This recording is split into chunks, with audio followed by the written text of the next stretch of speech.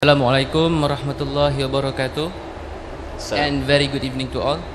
Firstly, before I start with my questions, I would like to congratulate the organizing committee for having such a dialogue. It's a very good dialogue. Okay, my question is for Dr. Bala from Hindu panelists. Okay, I just need clarification.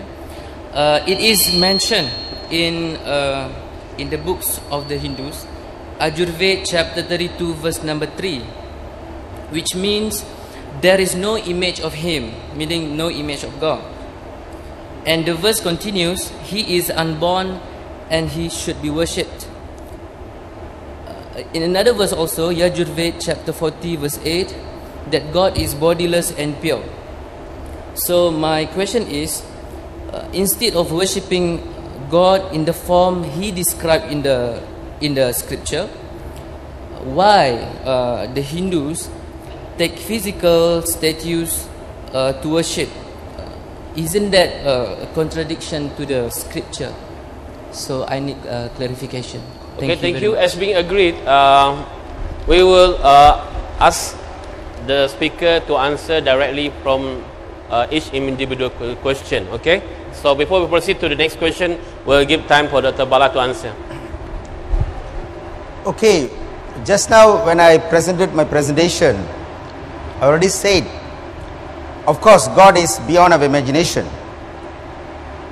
But I also gave an analogy. That is, for example, when we want to respect a country, we cannot simply say, I am respecting country, I am respecting country. We try to come to a symbol, the flag. Even though we know that flag is not the country, we know very clearly, but it's just a matter, we give some reference to it, each and every stripe got meaning to it. So similarly, the symbols also in Hinduism actually only giving our reference towards the Almighty. So we are not praying to the object, we are only giving reference through the object to remember the Almighty. That's a understanding. Thank you, Dr. Bala. And for the next question, please. Bismillahirrahmanirrahim. Introduce yourself. Okay, Bismillahirrahmanirrahim. My name, Assalamualaikum warahmatullahi wabarakatuh. A very good evening to all. Okay, my name is Hamzah bin Nawawi, third year first semester chemical engineering. Alright, I just have summed up in my mind. Okay, this question is for Bro Shakirid. Okay, almost all of the major religion and scriptures mention that about the concept of one God.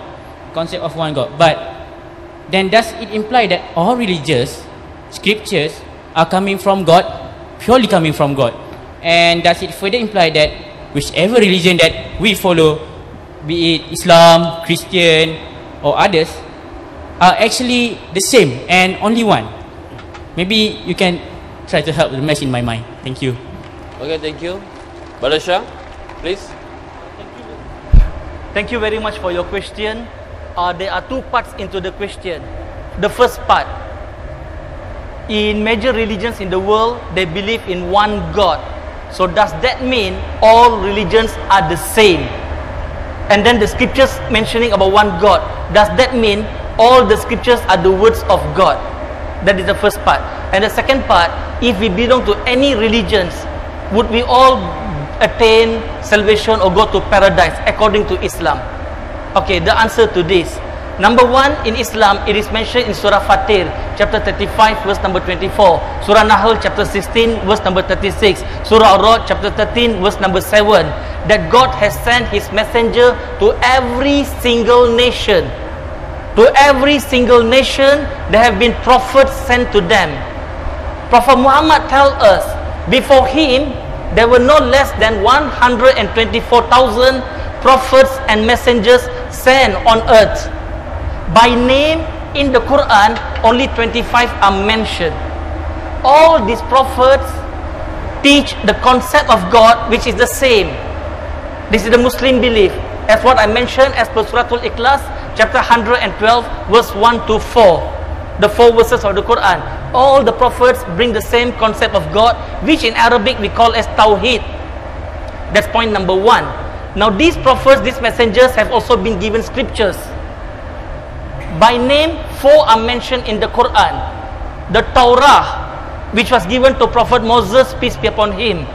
Zabur, which was given to Prophet David, peace be upon him. Injil, which was given to Prophet Jesus, peace be upon him.